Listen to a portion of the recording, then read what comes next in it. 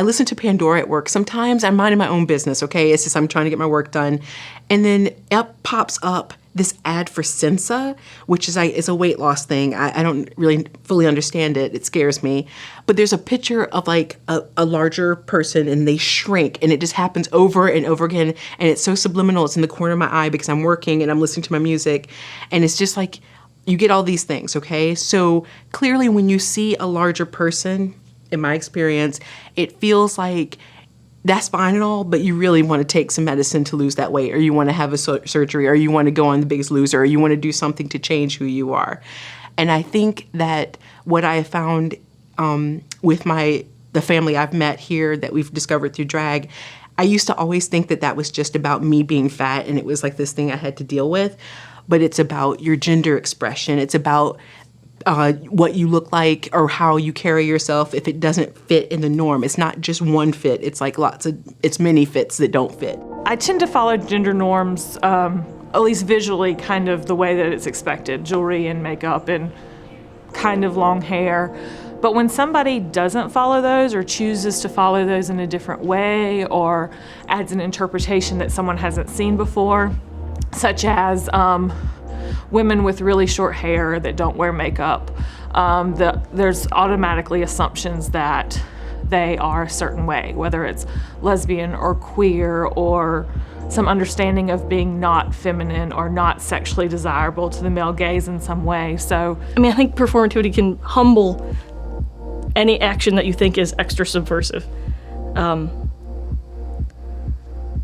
Like the way I dress or something. I don't dress subversively. It's just that my citation of woman happens to be a more visible miscalculation of woman than somebody else's. But that doesn't mean mine is better because it does that, or I'm so beyond gender that that's why I can do this and you can't do this. When I first learned about performativity, I had a hard time accepting the fact that I like to dress feminine. And so I wanted to push that boundary because I felt like that was the political imperative that needed to happen.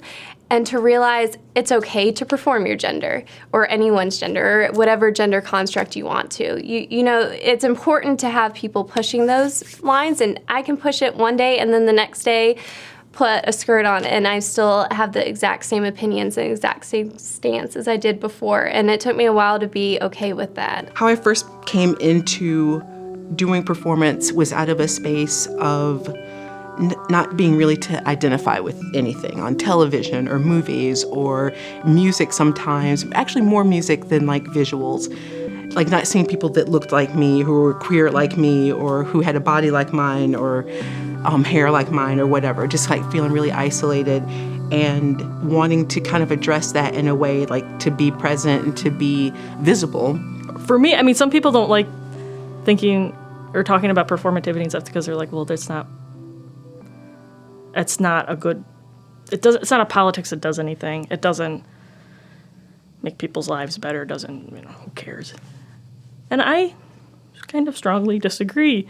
I think it really matters and it really makes a difference to untie yourself from feeling like your failures are actual failures. They're not. I think it's a compassionate way to look at human life.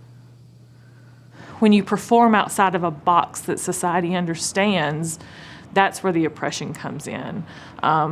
And for me, it goes back to trying to put people in boxes. We need to fit tightly into this masculine or feminine box, tightly into this queer or straight box, but we really all live in between those boxes. So going from the idea of putting people in boxes, performativity, I think allows us to live on the continuum, because I'm neither masculine or feminine, but somewhere in between. While I may wear jewelry and makeup, I'm loud, I'm bossy, I'm assertive, kind of things that tend to get that masculine tag on them. So for me, performativity helps us go from the boxes to the continuum.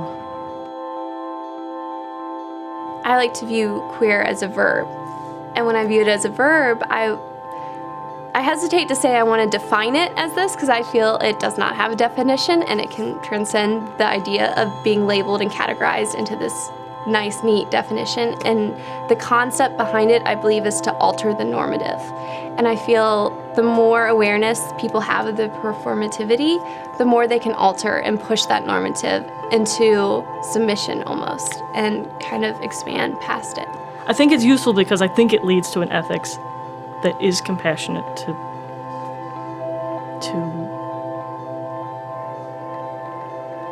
people who do their failed,